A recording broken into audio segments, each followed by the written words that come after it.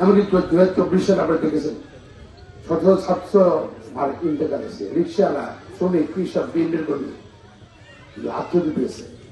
আমি নিজেও আপনাদেরকে দেখেছেন, বাংলাদেশে কেউ আসেন, অনেক নেতা আছে, জামাতের কোন নেতা দাঁড়াইছিল, আমি একমাত্র ছাত্র ধরে যাচ্ছিল, আমি গিয়ে ওই ছেড়ে দেবো নির্দোষ, তারা পরে এখন থাকতে হবে। বার্গেনিং একবার বললাম লোক তাদের ছেড়ে দাও, 7.5 আমার গ্রেপ্তার করো। আমি গ্রেপ্তার হতে পারতাম, হবো জানতে জানো, তারপরে তো ঢুকে নিয়েছে। আর ইল্লাহ আমার সাহস দিয়েছে। আমার বাবা বলতেন যে ছোটবেলা ঠিক আছে, বড় সৎ থাকবা, আত্মবিশ্বাস থাকবে, সাহস থাকবে।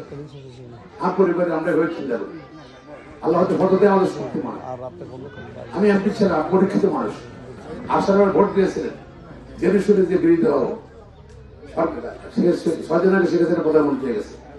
আমি কিন্তু ভোট দিয়ে উন্নয়নের কাজে করেছি, পার্লামেন্টে যেখানে সব জায়গায় আপনাদের কথা বলেছি, চাকরি সরানোর কথা বলেছি, মানুষের কথা বলেছি, মা বোনদের কথা বলেছি। আমি এবং উন্নয়ন হয়েছে, এমনও শিক্ষা প্রতিষ্ঠান, এমন কোনো মসজিদ নেই আমাদের পিছনে 2 বার 3 বার কেউ সাহায্য পায় না।